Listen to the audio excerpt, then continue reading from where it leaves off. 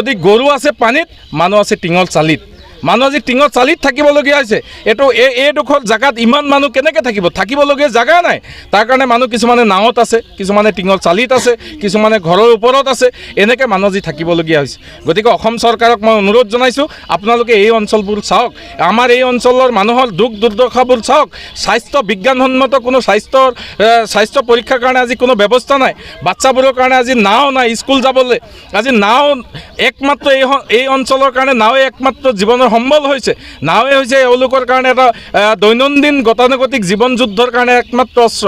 নাৱেৰ সৈতে ইফালে যাব লাগে, সিফালে যাব লাগে। গতিকে এই অঞ্চলত নাও নাই যে মানুহ এজনে নিজৰ ঘৰ বাৰী উটুৱাই লৈ গ'ল, তেওঁ যে নাৱেৰে সৈতে ইয়াতে আহিব। ইতিমধ্যে মই গোটেই সমষ্টিত ঘূৰি চাইছোঁ যে 100ৰ ইতিমধ্যে প্ৰায় 300মান পৰিয়ালৰ গৃহহীন হৈছে। তেওঁলোকৰ ঘৰ বানপানীয়ে উঠুৱাই লৈ গ'ল, গৰাখহনীয়ে উঠাই লৈ গ'ল। কিন্তু এইসকলৰ এতিয়ালৈকে কোনো ধৰণৰ জৰীপ অসম চৰকাৰে কৰা নাই। গতিকে মই অনুৰোধ জনাইছোঁ অসম চৰকাৰক, আপোনালোকে এইবোৰ জৰীপ কৰক। আজি জীৱ জন্তুৰ কাৰণে, গৰু ছাগলীৰ কাৰণে দানাৰ ব্যৱস্থা কৰিব লাগে। ৰাইজৰ কাৰণে আজি দানাৰ ব্যৱস্থা, খোৱা ব্যৱস্থা কৰিব লাগে।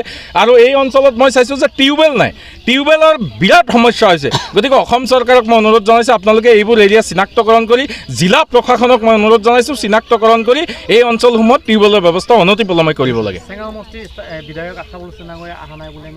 এই বিধায়কজনৰ কথা বাদ দিয়ক, গোটেই বিধায়ক বুলি নহয়, AODF-ৰ কোনো এজন বিধায়ক যোৱা 2 দিন হ'ল আমি ৰাইজৰ মাজত আছোঁ। চেঙা সমষ্টিত এতিয়ালৈকে যদি আপুনি ক'ব যায় প্ৰায় 90% এৰিয়া এই বানৰ তলত আছে, বানপানীৰ তলত।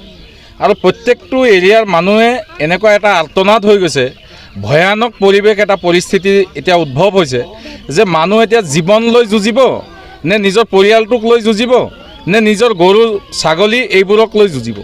মানুহ এটা জীৱন যুদ্ধৰ কাৰণে আজি যুদ্ধ কৰিবলগীয়া হৈছে। না মানুহবোৰৰ আজি কদৰ্যময় এটা পৰিৱেশ হৈছে।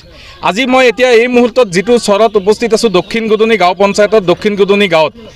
এই গাঁওখনৰ পৰা যদি আপুনি এইফালে বহৰী অঞ্চললৈ যাবলৈ হয়, আপোনাক 3 ঘণ্টা সময় লাগিব। ইয়াৰ পৰা যদি আপুনি এইফালে সোণতলী বা গৰৈমাৰী যাব লগা হয়, তেতিয়া আপোনাক 3 ঘণ্টা সময় লাগিব। এতিয়া যদি এই মুহূৰ্তত এই অঞ্চলত যদি কোনো মানুহৰ ওপৰলাই নকৰক, যদি এনেকুৱা কোনো প্ৰব্লেম এটা হৈ যায় যে কোনো প্ৰসৱ বেদনা এটা হ'ল, যদি কোনোবা মানুহৰ এজন যদি বেমাৰীও যদি ইয়াতে বেমাৰ হয়, তেতিয়াহ'লে এই মুহূৰ্তত এই মানুহজন ইয়াতে মৰি থাকিব লাগিব, তেওঁ যাব নোৱাৰে। গতিকে মই অসম চৰকাৰক অনুৰোধ জনাইছোঁ, এই ইমান দুৰ্গম অঞ্চল, এই দুৰ্গম অঞ্চলসমূহক আপোনালোকে চিনাক্তকৰণ কৰিব লাগে। আৰু এই অঞ্চলত আহি মই ইতিমধ্যে উমান পাইছোঁ, মানুহৰ ওচৰত মই বহিছোঁ, খবৰ লৈছোঁ। তেখেতসকলে কৈছে যে অসম চৰকাৰৰ পৰা এতিয়ালৈকে কোনো ধৰণৰ বিভাগীয় কৰ্তৃপক্ষ ইতিমধ্যে এই অঞ্চললৈ অহা নাই। তেওঁলোকৰ কোনো জৰীপ নাই আৰু এই অঞ্চলৰ কোনো তথ্য তেওঁলোকে ইতিমধ্যে নিৰ্ধাৰণ কৰা নাই। মানুহৰ আজি গৰু ছাগলী আজি একেলগে থাকিব লগা হৈছে, মানুহ একেলগে থাকিবলগীয়া হৈছে। ইমান এটা ভয়ানক পৰিৱেশ হৈছে। আৰু সৰু সৰু বাচ্চাবোৰৰ খোৱাৰ কাৰণে আজি পানী নাই। ইয়াতে এই অঞ্চলত আজি নদীৰ পানী মানুহে সেৱন কৰিবলগীয়া হৈছে। আজি পানী তেওঁলোকে এটোপাল ভাল বিশুদ্ধ পানী তেওঁলোকে পোৱা নাই। গতিকে যি নহওক, আজি আমাৰ চেঙা সমষ্টিৰ দক্ষিণগুৰি GP, ৰৌমাৰী GP আমি পৰিদৰ্শন কৰাৰ লগতে আমাৰ APCCৰ সাধাৰণ সম্পাদক এডভোকেট ৰফিকুল ইছলাম আৰু আমাৰ প্ৰাণজিৎ দাস ডাঙৰীয়া, তেখেতৰ নেতৃত্বত বা তেখেতৰ পকেটৰ ধন খৰচ কৰি আমাৰ এই ৰাইজৰ মাজত কিছু খাদ্য সামগ্ৰী বিতৰণ কৰিলোঁ। শিবিৰে শিবিৰে চেঙা ব্লকৰ তৰফৰ পৰা আমি দুজনক আন্তৰিক ধন্যবাদ জনাইছোঁ। কাৰণ আমাৰ এই দুখীয়া মানুহক পকেটৰ ধন খৰচ কৰি যি সামগ্ৰী বিতৰণ কৰিলে, তাৰ বাবে আমি ব্লকৰ তৰফৰ পৰা তেখেতক ধন্যবাদ জনাইছোঁ।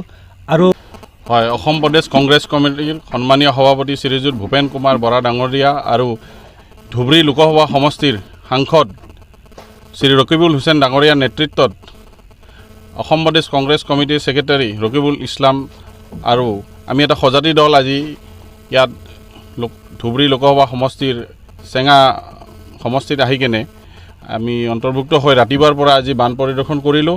আৰু ইয়াত আহি কেনে আমি কিছু পৰিমাণে খাদ্য আমি ৰাইজৰ মাজত প্ৰদান কৰিছোঁ। কিন্তু